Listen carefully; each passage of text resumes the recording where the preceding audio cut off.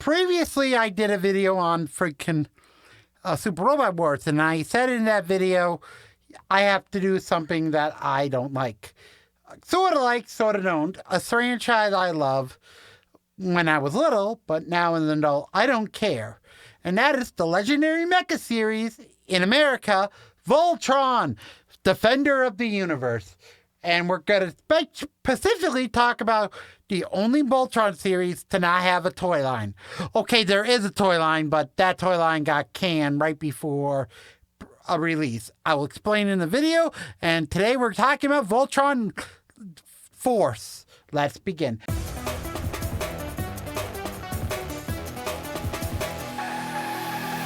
Hey everyone, Cody man. Today we're talking about Voltron, and this is going to be a long one because I have to explain Voltron as a basic audience, which most people know what Voltron is. It's one of mecha anime's best examples, besides Power Rangers, with the mecha genre. And I have to talk about those series that I love, but wish there were toys. And this is the Voltron Legend Force. Let me recap the series for you now, plus the reboot that happened on Netflix, which at the time of this recording is going to be deleted on Netflix. So on December 6th, poof, it disappeared forever and moved to another service for like generic reasons. Only time will tell for whatever that service is. But now let's begin with Voltron. Okay, in my last video, I said Voltron started with a trilogy of shows that were basically three different mecha toy lines, being Voltron being based off Go Lion and Die Rugger 15. Yes, people forget that Voltron was originally 3 shows instead of 1 show, but really the series was like, every series was like different part of the universe. Part 1 or Team 3, which is Far. Second show being Near, which is Team 1. And if the first show ever happened, Team 2, which is the Mid. So basically, Voltron, everyone loved the Lion series. Everyone loved it back in the day, and it became a legendary series. The Lion series, Go Lion, but really Voltron Lion team. But basically, that got popular. Then in the late 90s, it got a CGI reboot, which is one of the better CGI reboots, but the animation is stiff for the lighting scenes. But the fights are okay, but they're not good because 90s with bad CGI for everything, because really that was the 90s. And time grew, and announcements for a live-action reboot was going to happen in the early 2000s. Never happened, never got official. Then years test. Then Mattel bought the rights for Voltron. Yes, the people who did He-Man, and they did Voltron Classics, which is a legendary remake of the original figures. But that's not what we're talking about. We're talking about the show that was going to be their kid line, being Voltron Force, a legendary pseudo-sequel referencing a little of 90s Voltron Third Dimension, mostly Lothar being the villain, and the rest of the characters, villains, are kind of off or defeated, like in the original previous series. But anyhow, the point is, this is just a requel, sort of a plot. And now let's begin talking about the show. And just to know, we have 3 original characters who are basically our cadets or next generation for 3 characters. I will give you the cast as a reminder.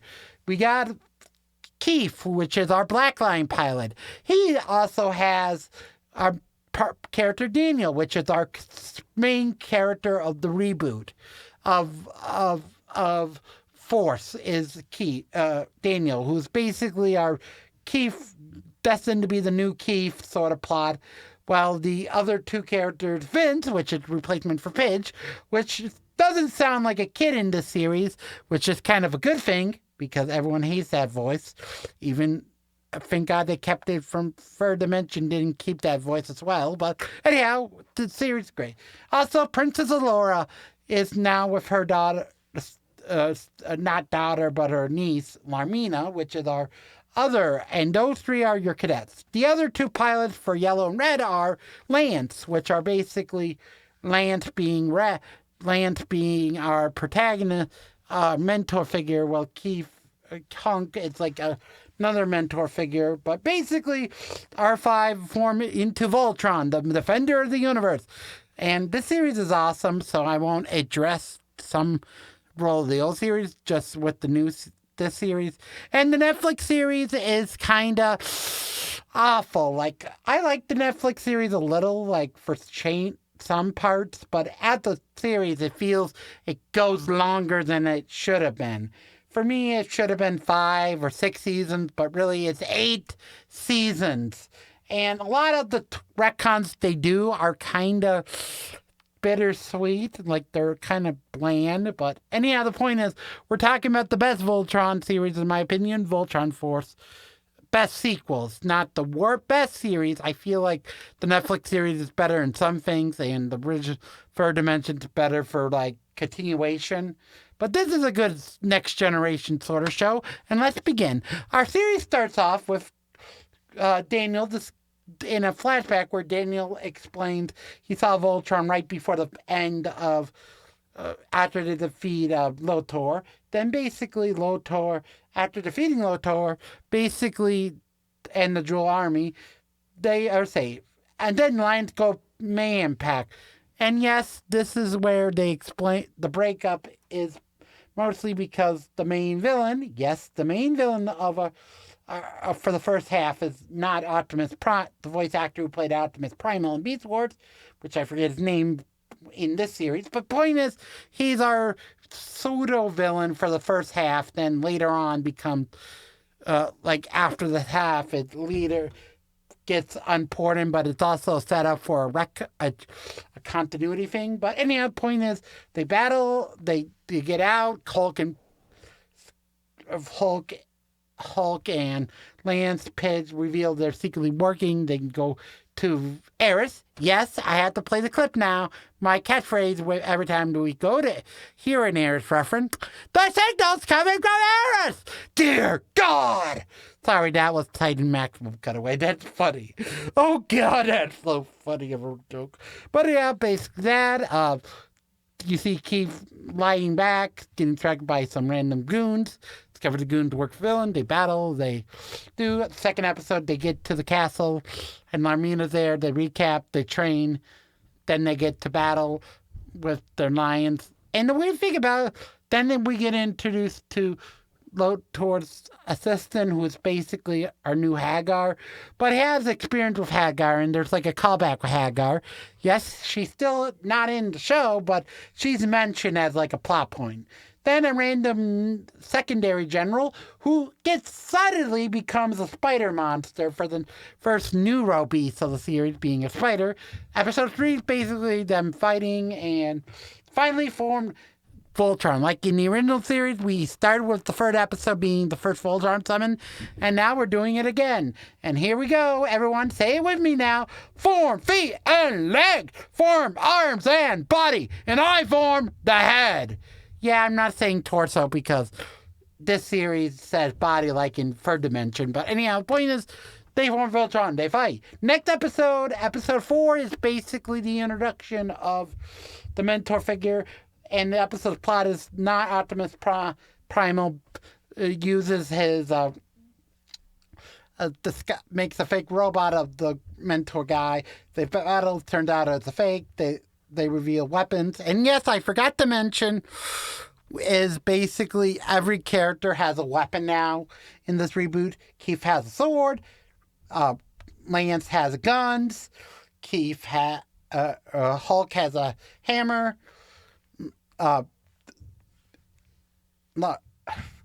Princess Allura has a trident and a spear sort of thing. Pidge has throwing daggers. And lastly, the cadets, which have the abilities of Tiger Claws, a whip, I think. I forget what letter means whip. I think it's it's a whip. Yeah, I think it's a whip or another staff. And for Vince, in the 4th episode, it's revealed he has telekinetic abilities. That's the secret weapon. They do that. Episode 5 is basically the first episode of our new twist in the series with the Voltron Lions, which still have their daggers later on. But the point is, they battle, they nearly get defeated, and right before, Vince is with Lance, and somehow they reveal a hidden power Voltron has in this reboot. The ability to switch centers! Yes. So, Black Lion is not the body anymore. Now the arm, and Red replaces it, and basically the Red Lion shoots guns. Like Spence, Lance. So it's kind of funny. Where it's like 4 blazing guns, and it's kind of funny. But anyhow, the point is that's great. And the next episode is them trying to figure out the power. Then Hulk gets his being chain mace. Next episode set up for the villain. A few episodes where you have references like the freaking original pilot of Blue returns in the reboot. Yes, he's back, but as an anti-hero / secondary character who's not important for maybe one other episode, and they help him with a long-lost son, which is a reference to the original dub's error. But the point is, they save that error. They take it to the lady that from the original series. It's like a callback. Yes, callback. Then we fast forward to next episode we're going to talk about is episode 9, where it introduces the Trident ability for Laura's Blue Center. Yes, I did red, yellow, blue. Green will come up way later, Then after that, they battle a dark version of Voltron, which is basically a rogue beast with Voltron-like abilities. They battle that. There's also an episode where they meet a random kid on a planet, and said planet is where they gain stuff, where basically the kid episode explained the origins of Voltron. That's the weird thing they built up to mostly in some points, but anyhow, great. Now we reached the halfway point with the where Optimus Prime, evil Optimus Primal battling him, Voltron, and learning that he wanted to be a pilot, but he was rejected. Black Lion reject him. He shoots a gun, special gun with a bullet. It destroys Black Lion's connection, becomes Voltron. I kid you not, that's weird. But they battle him, they get into the Voltron, discovered there's a damaged spot, and the next couple of episodes are like set up of them getting errors or something. But before that, we get the introduction of Green Center, which is a shield. Yes, a shield for a ninja expert, which is kind of funny, but it's a boomerang shield, so that helps. Anyhow, next few episodes, there's also an episode I forgot to mention where Daniel basically gains the ability to make the transformation go faster and increase speed, while Vince has the ability to power up Voltron. And the ninja episode with Pidge, again, reboot, this is one different, but anyhow, the point is the ninja episode is basically zombie attack at the zombie ninjas, which is kind of funny, but in the point is Larmina gets her power-up ability being butt kick boost, which is additional sword and increasing power and accuracy, which is kind of weird, but anyhow, the point. Next few episodes, Healing Voltron, they do that. There's an episode called I, Voltron, which, just to know, is the only episode I haven't watched a lot of compared to other episodes. But as an episode, it's kind of weird. It's like set up, but that does go anywhere, where Vince and Daniel gain mental contact after Daniel gets somehow stuck into Voltron. Basically, this episode is kind of funny, of a filler control episode. But as an episode, it's good as a setup for later plot points. Next up is our final few episodes. And the final episodes, four episodes, have this pattern of the mentor figure becomes the cadet becomes a member. Starting out with Larmina in a plane episode. This episode makes Larmina now the Blue Line pilot officially, full time, and now Laura's not a now out of being the main pilot for it. Next up is they battle the evil Voltron, Rogue Beast Voltron again, and this time they defeat defeated. And said defeat is basically how, I kid you not, how Vince becomes a pilot. That's for him. Then lastly, our last episode, penultimate episode for the season of the series, because it got canned, which I'll explain in a moment. But anyhow, point is, they battle the Spider Volt lady again, combined with Lotor a little. They do that. They battle it. They use all three of their kick butt power-up abilities all together. They defeat it. And yes, the final episode, which is set up for a second season that never happened, but I will explain why. But anyhow, this final episode, basically all three characters of cadets are now grads, and now they're thinking their ways of leadership or whatever.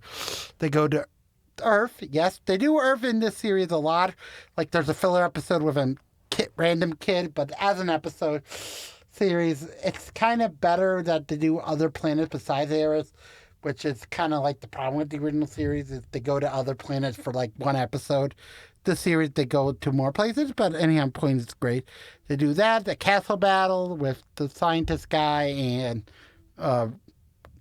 plant monster. They defeat it. They stop the villain from Earth by basically using light heads. Yes, that's the ability in the original series, but now that's back. And said lion hand ability defeats the villains. And the series ends with a sad note where Daniel lost him being the leader because he poisoned himself earlier in the season, and now it's the dad's sin. And due to that sin, he lost being the leader. Then he tries to do an epilogue that's sort of like the third episode's driving. But now Vince is evil.